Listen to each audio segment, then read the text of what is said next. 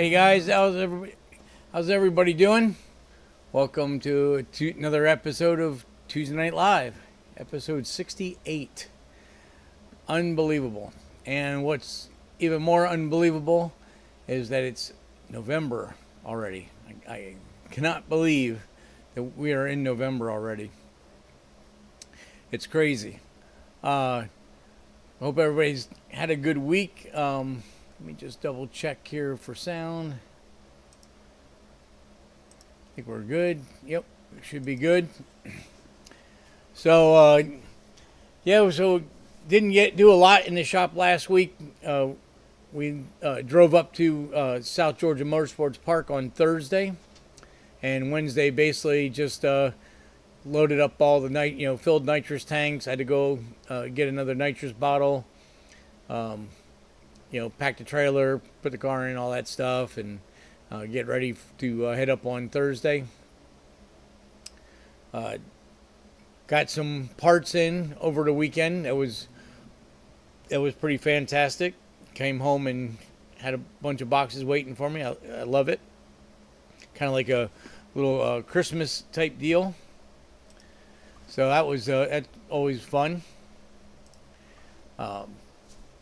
But yeah, so everything is good as expected.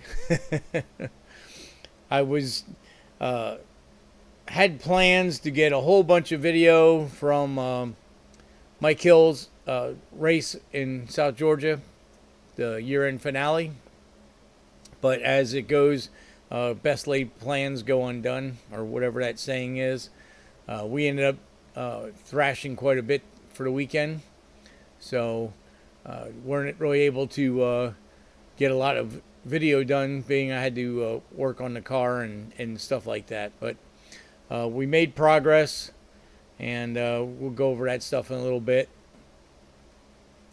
Got some parts coming for the NASCAR Cup car, so that's exciting. That stuff should be here by weekend. And of course, I'm leaving again Thursday to go to Orlando for the World Street Nationals. I'm going to go up and crew for Kenny Hubbard and his daughter Kayla. So that'll be fun, and hopefully they have a better weekend than we had last weekend. But that's racing. It is what it is. But yeah, so we're still been kind of put Dave Chevelle on the back burner. We're getting that thing really close, though. That'll be a thrash next week. We got Joe's 69 Camaro coming in for a couple touch-ups. Going to put some e-brake cables on it. I've got a little coolant leak I got to straighten out, and a little bit of update on tuning.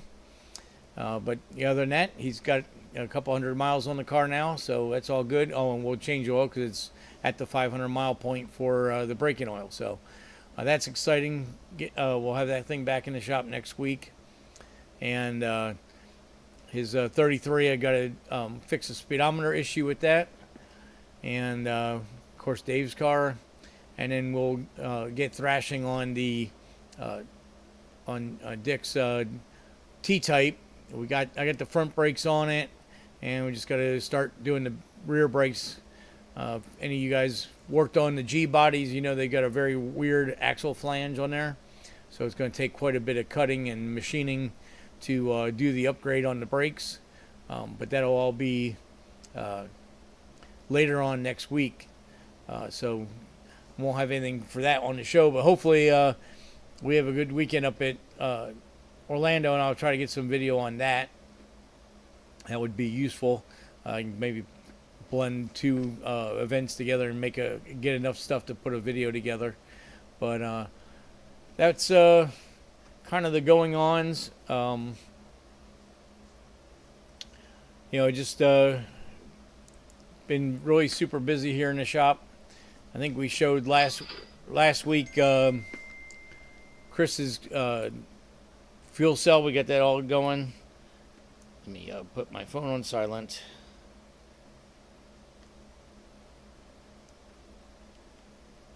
Sorry.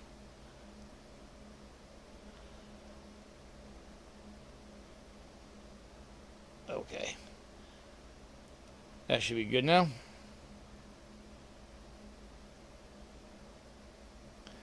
All right. So Chris says, hello, election night. You're right. I've had several glitches with the internet. I hope it's better on your end. Yeah, so far it looks like it's working. Everything's working up pretty good. Glad you were in, Chris. Hey, John, how you doing? And I just got a text from Bill and Dawn. They're watching from South Carolina. They're up there for Street and Eat Dragon Drive. They're going to run the 33. So that'll be good. Hopefully they have a good week. We were going to try to do some testing, and we didn't get around to that. So everybody's been so busy between my schedule and their schedule and whatnot. But I'm going to try to do some remote tuning if they need it. And hopefully they'll have a great weekend up there. I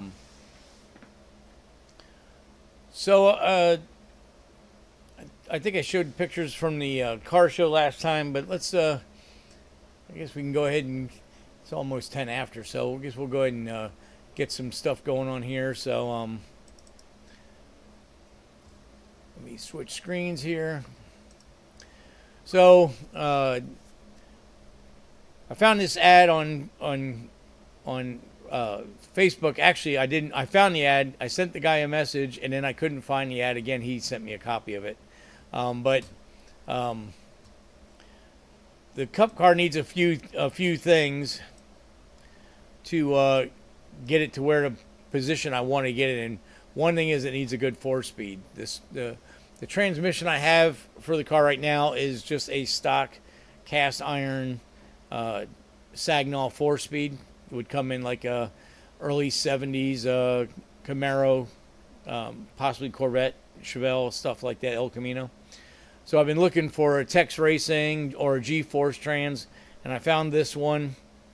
Unfortunately, the owner did not know what ratios it has, and I didn't ask him if it had straight cut gears or not. It really doesn't make a difference at this point. But you can tell by the picture, it's got a magnesium tailhouse and I believe a magnesium side cover on it. And it's probably got a Richmond mid case, I think is what Tex Racing used on it. But it's the T101A transmission, so this is what the Cup cars and IMSA and SCCA road race cars would use in the day. And I was able to get a very a good deal on it. In fact, at first I was concerned about internet fraud, but I went down the guy's friends list, and I found two people that we weren't friends, but we had mutual friends. So I sent them DMs and said, hey, how's this guy? And they were like, oh, 2 thumbs up. Paul's an honest guy and everything. So I went ahead and moved forward on it. So he went ahead and boxed it up. Whoa. So there it is upside down in the box with all the rod end shift linkage, the side shifter. So everything that it needs to be the correct transmission for the Cup car. So he went ahead and boxed it up to get prices on it. Here's, I guess, another view as he was getting foam and stuff in there. And then there's actually with the shipping label on its way. I believe it's going to show up Friday. So real happy about that, real excited about that. We got talking more and more after, I realized that I think he is going to be a straight up guy, and he sent me some pictures of his cars. So that's one of his race cars, open wheel modified, and he's got some type of a truck. It's not a NASCAR truck, but it's probably some kind of like sportsman, top sportsman or something like that. And then his daughter has a little legend car, which is pretty cool since I used to race dwarf cars. So they're all the same, similar specs. These are a little bit more of a spec series, where the dwarf cars or mod lights were more of a outlaw car. We had a lot more. We could do any engine we want and stuff like that. Hey Ryan, glad you made it tonight. So so I'm real happy that I was able to find this unit. It's going to be really good for the car. And now all I have to do is fix the fuel cell, and it's ready to go hit some road race tracks. I don't think I'm going to be able to make the Sebring HSR event. That's the first weekend in December, and I believe there's going to be a grudge race in Orlando that same weekend. So it'll have to wait till the beginning of the year, but I'm definitely going to get it all ironed out and get out to the road course and get this thing all dialed in and prepped. Probably run a few events with it, and then obviously we're gonna well, not obviously, but my next move would be to go ahead and put it up for sale. That will generate some capital for the VetteHawk and some other things. So real happy about that. It's going to be a good thing, and it's going to make somebody a really great car. I've been looking around at some of these cars for sale, and I'm really happily surprised how good of condition my car is compared to a lot of stuff that's out there.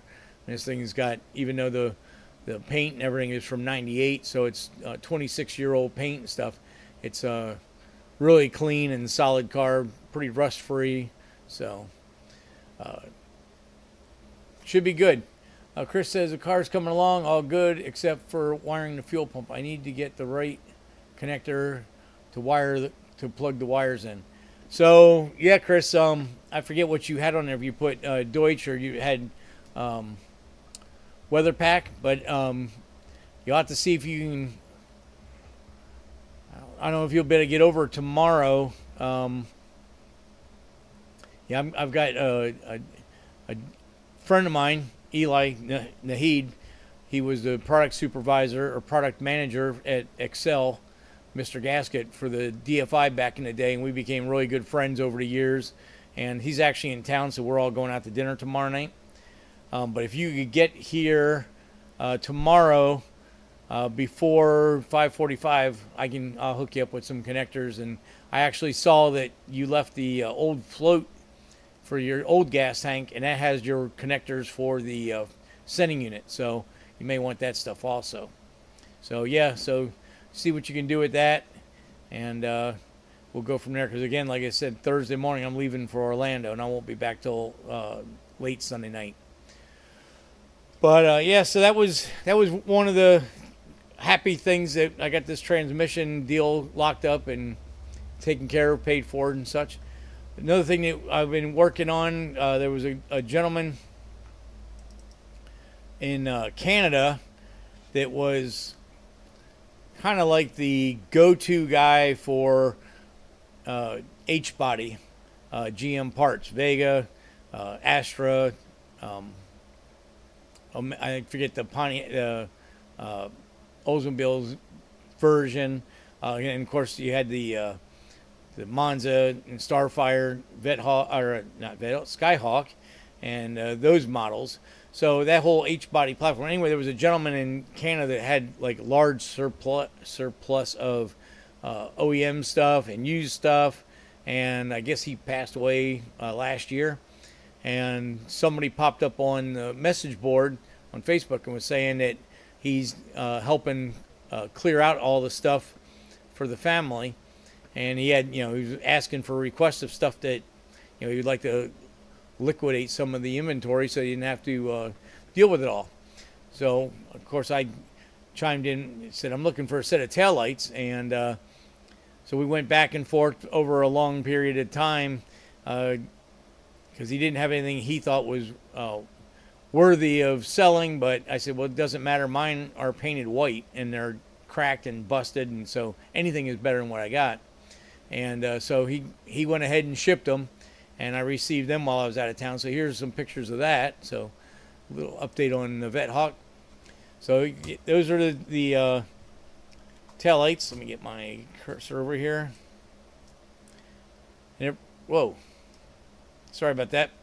So yeah, they're pretty cool. They got the little hawk on the lens, and they're pretty good. I mean, they got some spotting on them and stuff. And the left one, the molding is off of it, and he sent 2 moldings. They're a little bent up, but I think I can straighten them out. And the one on the right side is in pretty good shape. I'm thinking about just blacking them out anyway.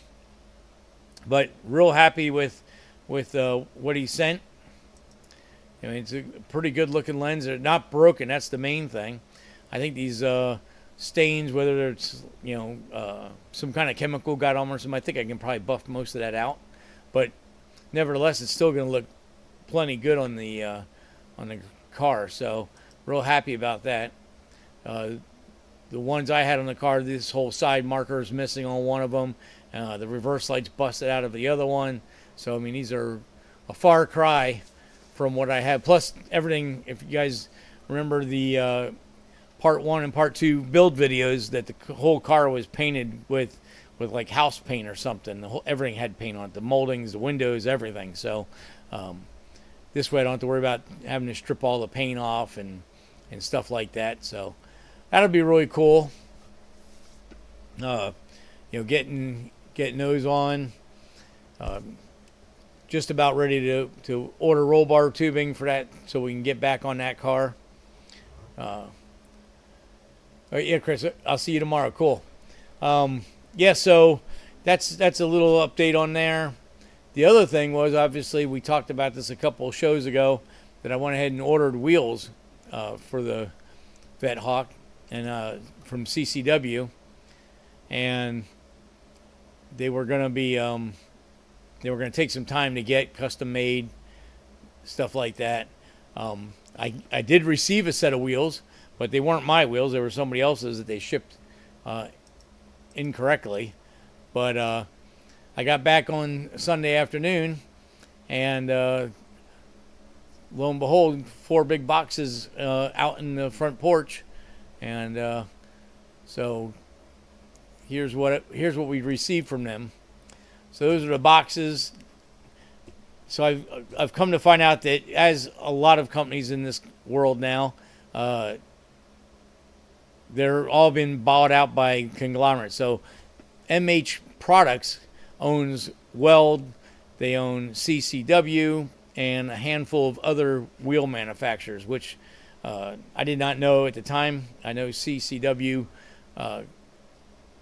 used to be up in Daytona, and they were a big wheel company for road racing and stuff like that. So it was a brand I was familiar with. So anyway, so we ordered the wheels, and they came very well boxed. I was really pleased to see that. A couple of the boxes were beat up a little bit, but the way they boxed these, there was no issues at all. And then shrink wrapped over the polished part of the wheels, so the lips and stuff didn't get messed up. So really, really happy. Couldn't wait to get them out of the boxes. So there's the front wheel, which is they're both 18 by 11s. They got the gold centers to replicate or simulate the old BBS wheel. It's about the closest pattern I could come to, because that's what everybody ran back in the day with the IMSA cars. The front, like I said a couple shows ago, I had to order these custom because of the offsets that I needed.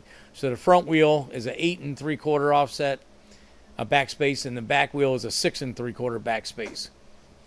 So kind of nervous to make sure they're going to fit since they were custom ordered, but I did use a wheelwright tool and I had the correct tire, so I was able to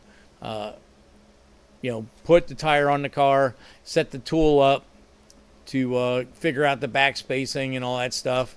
And I think I added a half inch to the backspace numbers I got off the tool just to make sure I was good. You can always add a spacer, you can't take away. So I decided to go ahead and do that.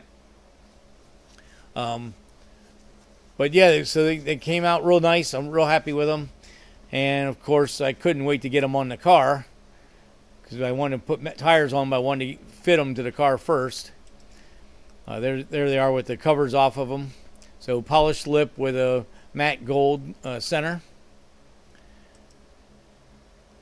I think they came out real good. And being a custom wheel company like they are, all ARP stainless hardware and stuff. I mean, top of line components. The fit and finish of these wheels is just incredible.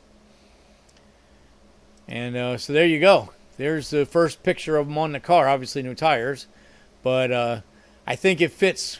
It fits the car very well. That's really what the cars looked like back in the day. That's that type wheel pattern. Of course, with the straight axle that they had, it probably didn't. They had a little bit deeper dish on the rear wheel, but yeah, I like the way it come out. I think it looks real good. And I was concerned about the front wheel because to get an 11-inch wheel over the Corvette suspension, the wheel actually has to go over the ball joint, the upper.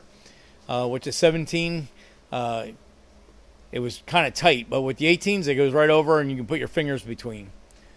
Thanks, Ryan. Yeah, I think it's going to work out really well. I'm going to go mount tires on them tomorrow. I got to see them with tires. I'm jonesing, but I think it was a really good selection for the wheels. I think it's going to look really tough on the car with it all done. So I get some. There's a kind of a angled picture so you can see the offset. You can see I got about a 3/4 of an inch from the lip to the fender and on the front, and I've got about a 1/2 inch lip in the back. So I mean that should give plenty of clearance. At this ride height right now, the tire would be up inside the fender. I'm not 100% sure where my ride height's going to be, but if I end up with the car up higher, I'll put a spacer behind and actually move the wheel out closer to flush with the fender. But I'm real happy with the way it looks there. It looks like it's going to fit real nice. Get a little closer up, but you can see the offset in the front. It's clearly inside, so it should have no problem with turning clearance. And the rear is going to fit in there real nice. Even if the tire bulges a little bit on there, we got plenty of clearance. And there's the front. So now with the front view, you can kind of see the offset on the offset in the back. That it's definitely the tire will fit up inside the fender. So again, really just super happy with the way it came out. It's for any of you guys that have ordered wheels and you had to figure out a strange offset. It's something it's nail biting to make sure that you picked the right thing, because here you went and ordered the wheels and they're custom made and I imagine they'd have some kind of program or policy in place that if it didn't fit and you didn't mount tires to it, you could probably do some type of exchange. I'm sure it would cost money, but I think I hit these out of the park, and they're right on the first try. So a little close up on the front wheel, and a little close up on the rear wheel. So really happy with them. And real nice thing with the Corvette suspension, you don't have the bearing spindle coming through the wheel, so I could put those flat center caps in there, so that I think it looks real nice instead of having that big cup, especially with the offset that we had to run because the front would, if it had a regular grease cap and stuff and had to have the tall center cap, it would probably stick out even with the wheel or something. So with those little flush guys in there, I think it finishes off really nice. And there's my tires. Chris probably recognizes these two back here. He gave me those last year, and I got these off of Facebook. A dude up in Orlando or Stanford that races autocross. So I got a deal on those. Two of his tires are pretty wore out, so I'm going to mount these up for the fronts and Chris's for the rears, although they're all the same size. But now I'll have wheels and tires that belong on the vehicle, and I'll be able to, now I'll be able to do a lot more with ride heights and all that kind of stuff, because now I'll have the correct wheels and tires on the vehicle. Of course, we're going to have to shrink wrap them when I'm doing welding and stuff like that. We don't want to get it. We don't want to damage them. That's the only bad thing about having new wheels on the car.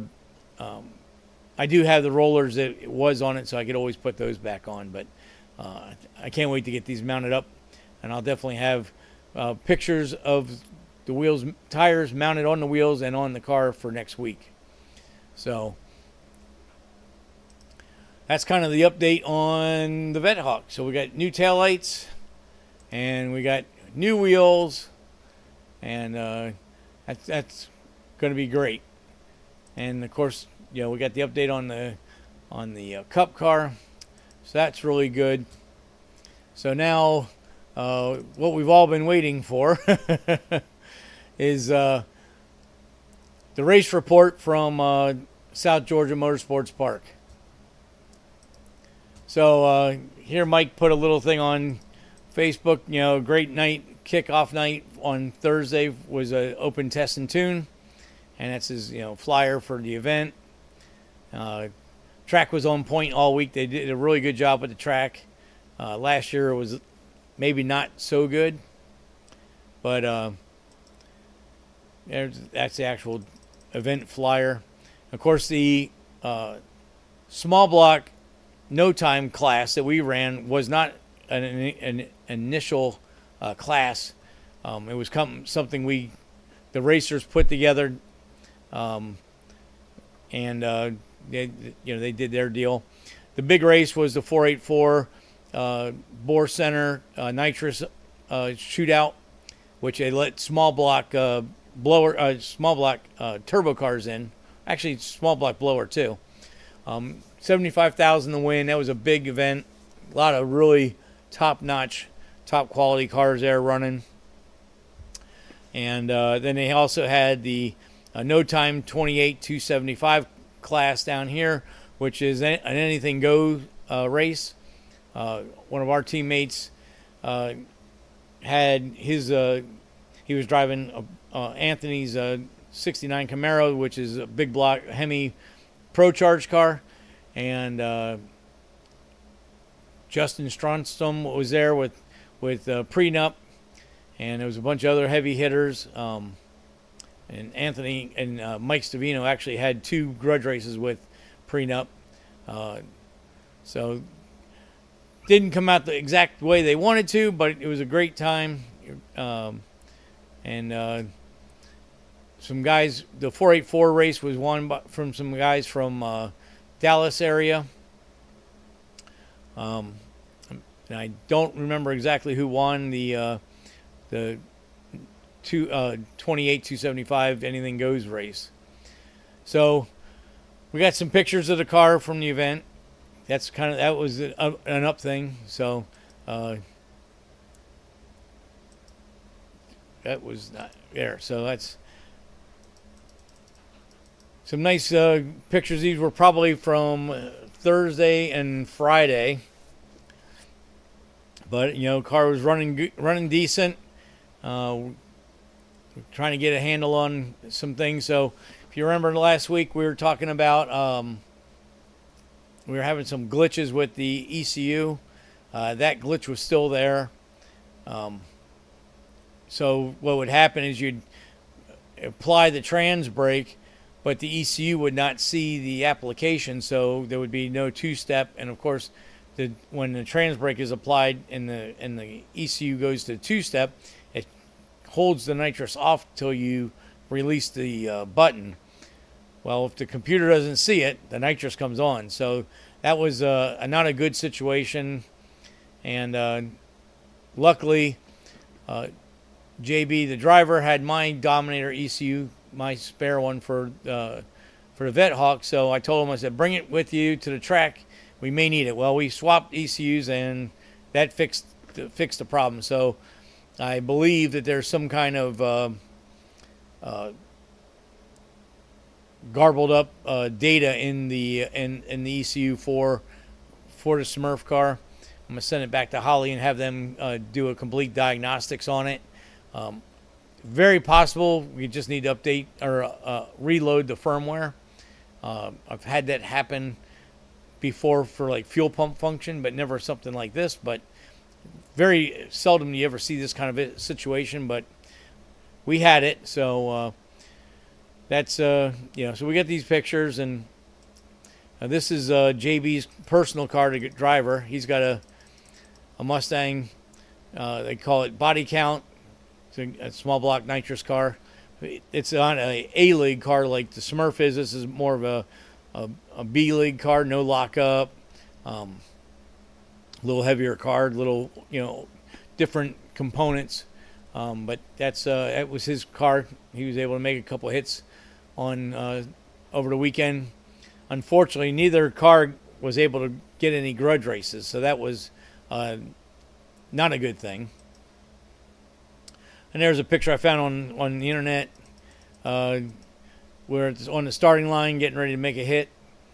Pretty cool picture, I thought. And they got me in the background. I didn't mean to be in the background, but that's usually the side of the car I'm standing on when we make a run. So pretty cool, though. I didn't even know that picture existed until I found it on Facebook.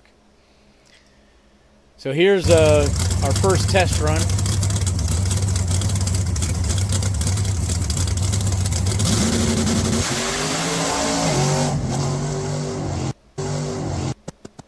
And you can see that on the test run,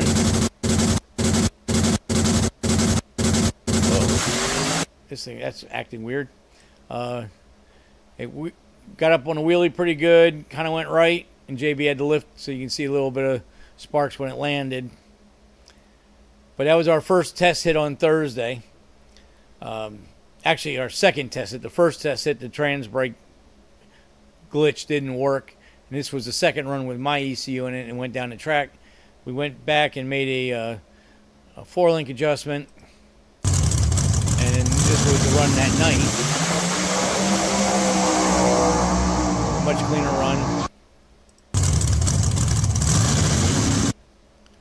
Again, we had to put some more weight on the front end because you can see it's still climbing up on, hard to see there because of the angle, but its front end was up probably about 6-8 inches, but he didn't have to lift. The wheelie control took care of it, and it made a fairly clean pass. So that was we were done for Thursday night.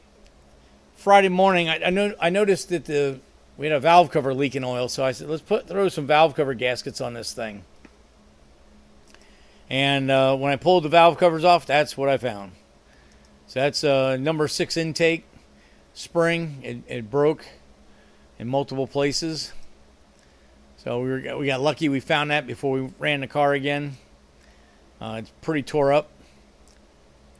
So we got a spring and we fixed it. We fixed that, and we noticed that the number 6 spark plug wasn't firing.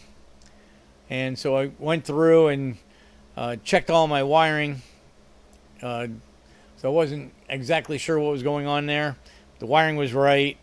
So we went ahead and decided we'd go ahead and put a coil in it. And I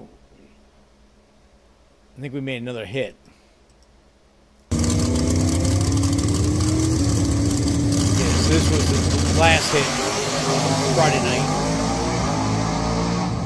Unfortunately, there we go.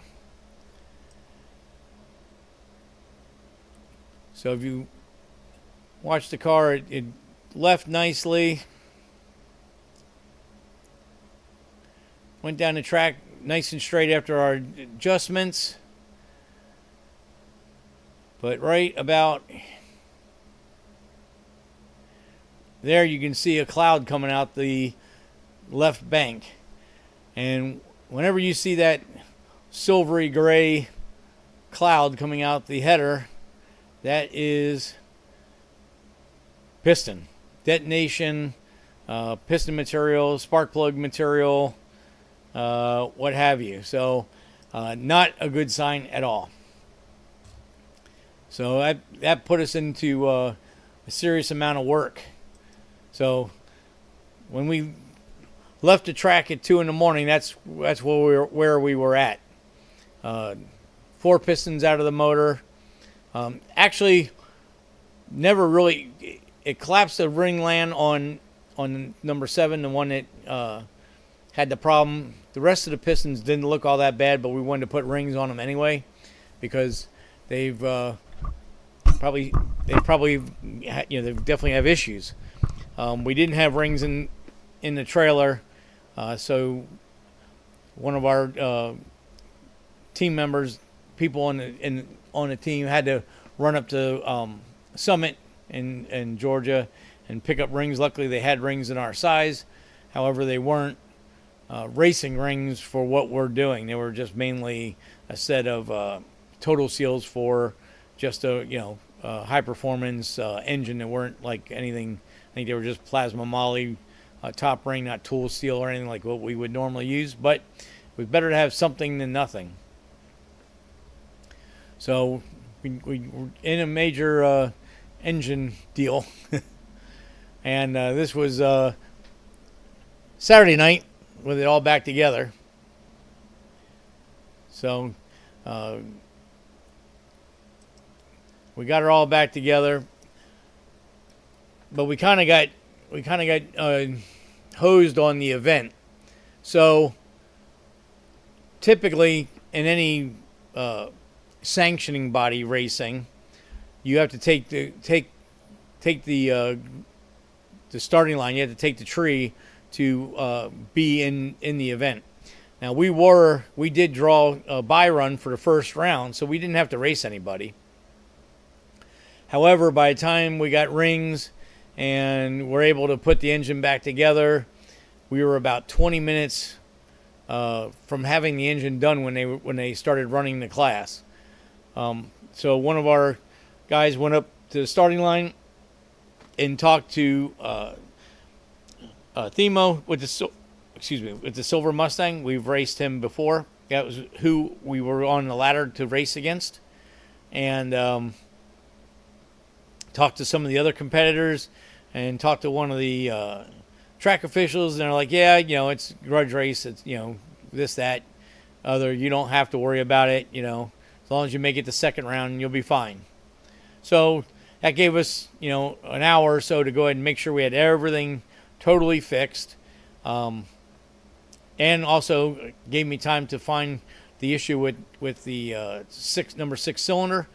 I found a voltmeter and actually checked all the wiring, double checked it, and everything was good. We've already replaced a coil and a plug, so that was during a thrash where we didn't really have time to concentrate on what was going on. So this time I went ahead and put a plug in the boot and wedged it into the cylinder head where nobody would have to hold on to it, and we lit the car off, and sure enough the plug was firing. So it was nothing in the wiring or the ECU or coil or wire or any of that stuff.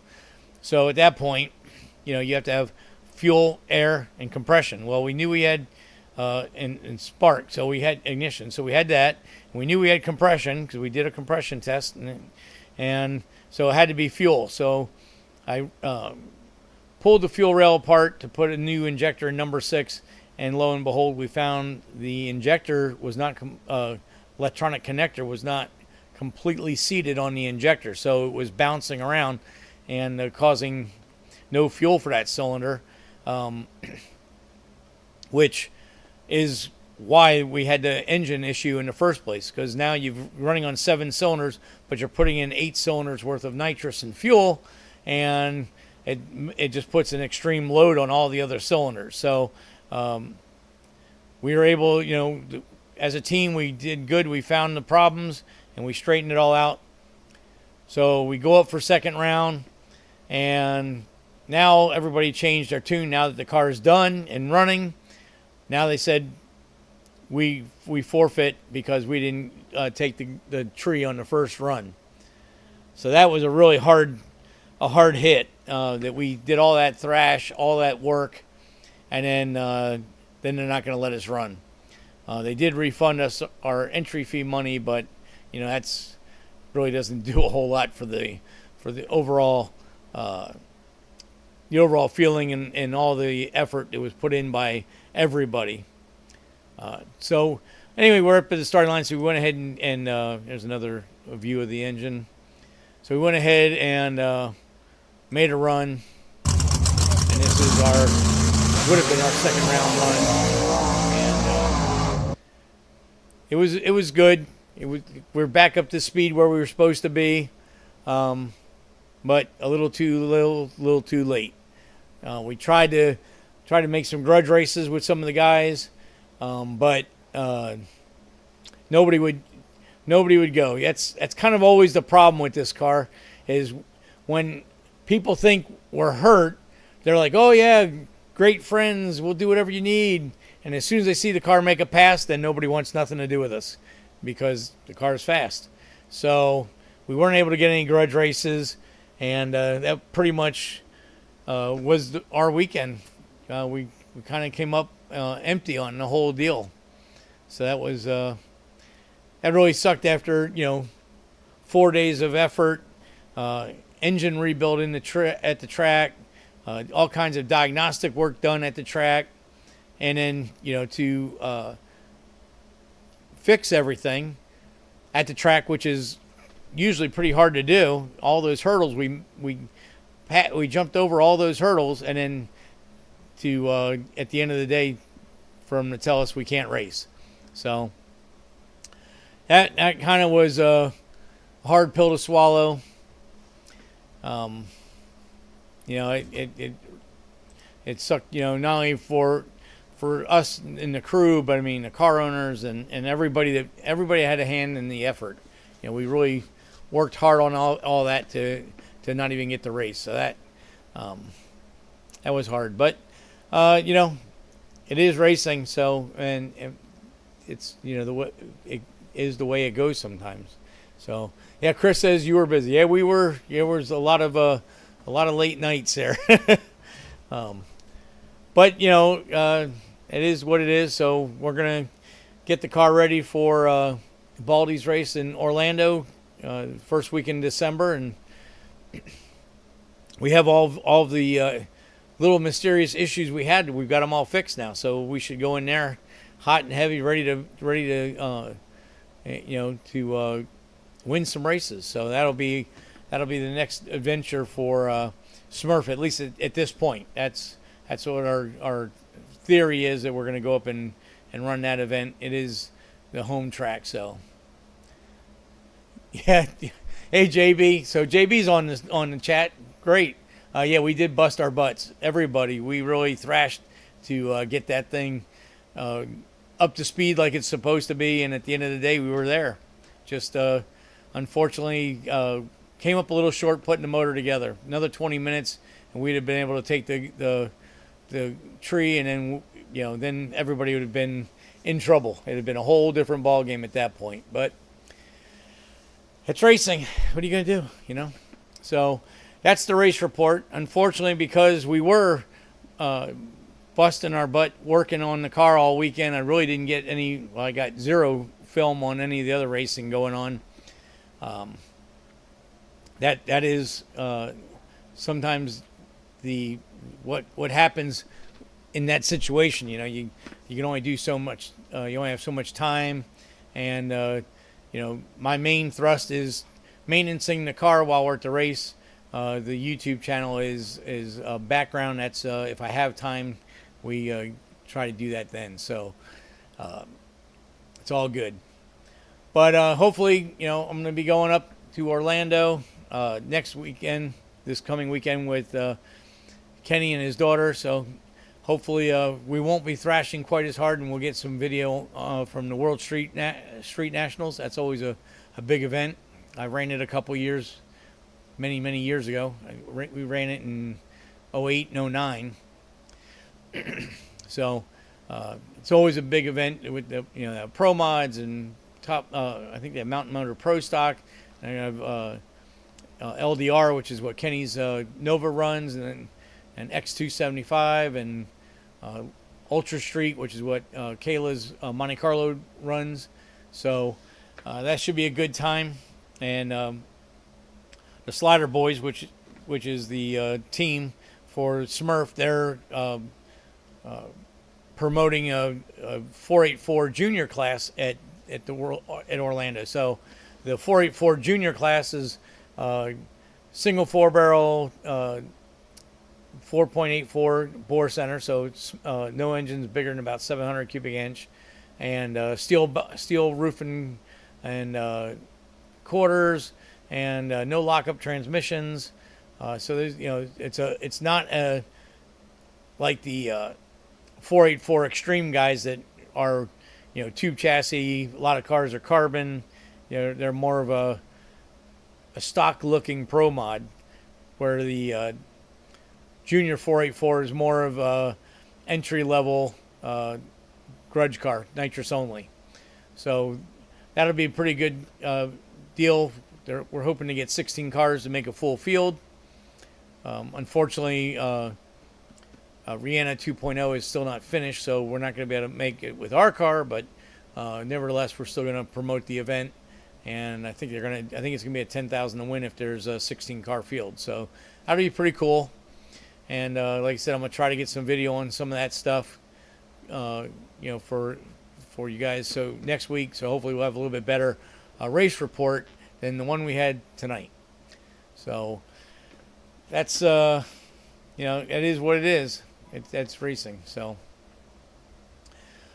yes, that kind of puts us up to date where we're at. Being out of the shop, wasn't able to get a lot of stuff done here. So, not a lot of other stuff to talk about for tonight. And obviously, since I was out of town and I've been thrashing, trying to catch up since I got back, I really haven't been able to do much of a tech tip episode tonight. And of course, next week may be just as tough, depending on what time I get back and what all we have to do. But I will be next Monday. We'll be doing, I think Monday or Tuesday, I'm doing an alignment on Joe's Camaro. So maybe we'll do, I'll retouch down on the chassis stuff that we talked about a couple weeks ago. And I'll figure out something for some tech stuff. So the tech takeaways for this week would be that you want to on a race engine, any kind of high performance engine, it makes a lot of horsepower, especially engines that have a large lift for the spring height, the installed spring height that you have. So it doesn't matter if you have a 800 lift cam with a 2100 installed height, or a 650 lift cam with a 1900 installed height. You still have to, whenever you are running a camshaft that puts the valve springs close to coil bind, that is something you need to always go over your valve train to double check the longevity of the springs. They don't last forever, and especially when you're running them within 100 thousandths or less of coil bind. That spring is working its tail off trying to keep the valve train up, and then throw on top of that heavy valve train. If you're running steel retainers or stock retainers, and steel valves, or a heavy duty stainless valve, heavy duty aftermarket rockers, all that stuff, all those things. Even thick wall push rods, which are mandatory once you start running a big lift, all those things put wear and tear on the valve spring. The valve spring is the one that's got to do all the work to maintain valve seal in the head. So that's why on a race engine we go to titanium retainers and titanium valves, lightweight roller rocker arms. All that is to facilitate that the valve spring will last longer, because we're taking weight out of the valve train, which makes the valve spring have to not work as hard to keep the valves closed and sealed during the compression cycle. So, maintenance is a huge thing. Anything in any type of race engine, you really should get a spring tester, on car spring tester. They have these different tools that you can pull on the rocker, hooks onto the rocker arm, and you can pull it, and it'll show you how many foot-pounds of pressure the spring is at to get it from a closed seat to cracking open. You can jot those numbers down, and then in a regular interval, you can pop the valve covers and check them, and you'll know if they're still pulling the same pressure off the seat, that the springs are still in good shape. And you will see as they start to go bad, you will see the spring rates starting to go down. So it's just an easy maintenance thing you can do to help facilitate that. Now, on the Smurf, it's very possible that spring was damaged because that cylinder was not fully firing. That makes a lot more wear and tear when you got cylinders not doing everything, because as the piston's moving up and down through your exhaust stroke and stuff, the piston does have some velocity of air as it's pushing it out the exhaust port to help push the valve shut, and same thing, help draw the intake valve down and then make it seal on the compression stroke. So when you take that combustion cycle away, now the spring has to do a lot more work. So that may have been enough to fatigue that spring, because that's the only one that had the problem. So it's very possible that was all caused from the cylinder not firing properly. But still, it's a good takeaway. It's something you need to check on a regular basis.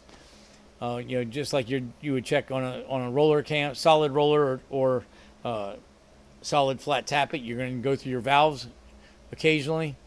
And then, of course, if it's a power adder motor, you should get into a routine for doing leak down tests, even for an NA engine, but more so for a boosted or natural, nitrous motor, because you want to see what the sealing conditions are of the rings.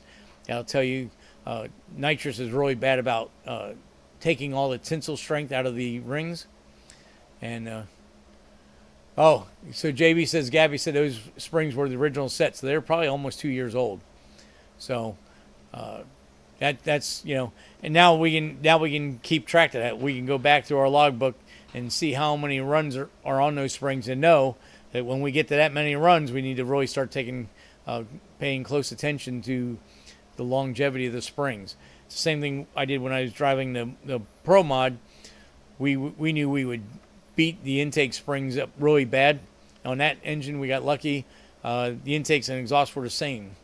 So we would run X amount of runs. I think we run 30 runs, and then we take the intake springs out, put them in the exhaust side, and run another 20 runs on them, and put new ones on the intake, and then we just cycle through. Yeah, we'll have to.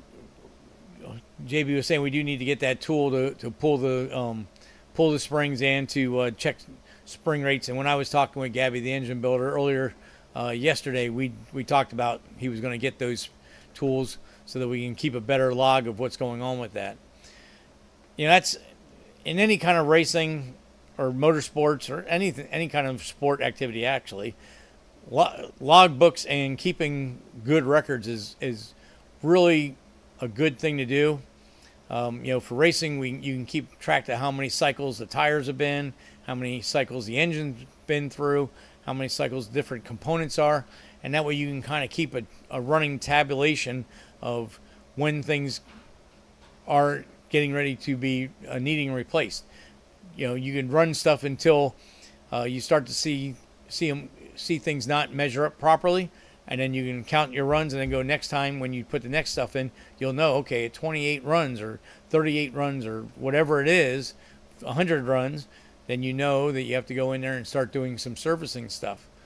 Back when I had the street rod shop, and we had a bunch of bracket cars running out of the shop, we ran aluminum rod motors, and we knew we'd keep tabs, and at 150 runs, we'd pull the motor apart and put new rods in it, whether one looked bad or not, just because we knew from letting them go on a longer cycle that we'd have a problem. And we had an issue where we did kick a rod one time. So at that point, we started going on a maintenance schedule, and we never had that issue ever again. So same thing here. We're going to have to start keeping better records of all that stuff. And we did that in the Pro Mod too.